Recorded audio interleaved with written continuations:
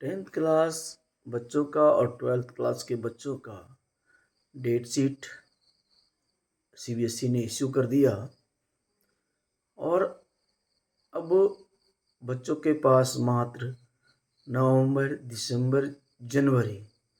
ये मात्र 3 महीने आपके पास है। अब 3 महीने आपके पास हैं तो एग्ज़ाम के लिए आपको स्ट्रेटजी बनानी पड़ेगी और जो टाइम टेबल है वो बड़ा सुटेबल तरीके से बनाना पड़ेगा ताकि आप सभी सब्जेक्ट को, चाहे वो हिंदी हो, इंग्लिश हो, मैथ्स हो, साइंस हो, एसएसटी हो,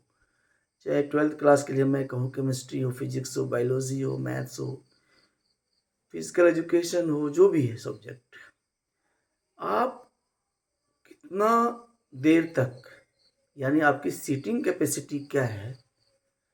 आप कितना देर तक बैठ सकते हैं पढ़ने के लिए, चाहे वो 5 आवर्स हो, 10 आवर्स हो, उसको आप डिवाइड कर लें। डिवाइड करने के बाद सब्जेक्ट को आप डेली बेसिस पर पढ़ना शुरू करें रिवीजन के तौर पर। और रिवाइज जो है ना वो बड़ा अच्छी तरह से होना चाहिए। अभी भी आपके पास टाइम है। जैसे फॉर एग्जांपल मैं मैथ्स की बात करूं, बाकी सब्जेक्ट की बात तो मैं नहीं कर सकता हूं, एक बार मैं मैथ्स की अगर बात करूं आपको, तो अब तक आपने बहुत क्वेश्चन को समझ चुके हैं, उसकी प्रैक्टिस भी कर चुके हैं, लेकिन कुछ न कुछ क्वेश्चंस ऐसे होते हैं जिसको हमेशा याद रखना पड़ता है, यानी उसकी प्रैक्टिस हमेशा करनी पड़ती है, क्योंकि उसमें कुछ ट्रिक होते हैं और उस ट्रिक को हमेशा याद रखना होता है। क्योंकि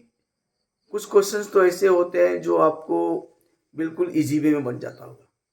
लेकिन जो कुछ क्वेश्चंस हैं उसको आप नोट कर लें और उसको बार बार रिवाइज करें, ताकि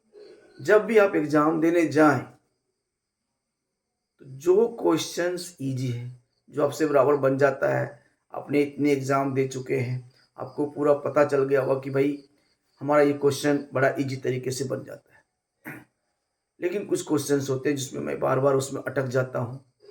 तो उस क्वेश्चंस के लिए एक अलग कॉपी बना लें, एक नोटबुक बना लें चैप्टर वाइज। पहले तो उसके सारे चैप्टर्स के जो फार्मूलाज लिखें, इंपॉर्टेंट फार्मूला जरूर लिखें। जो इजी क्वेश्चन है वो आपका बन ही जाता है। टफ क्वेश्चन का अलग अलग नोट्स बनाएं, ताकि एग्जाम के पहले मात्र आपको 2 दिन का ही समय मिलेगा और उस 2 दिन के समय में आप उसको रिवीजन करें।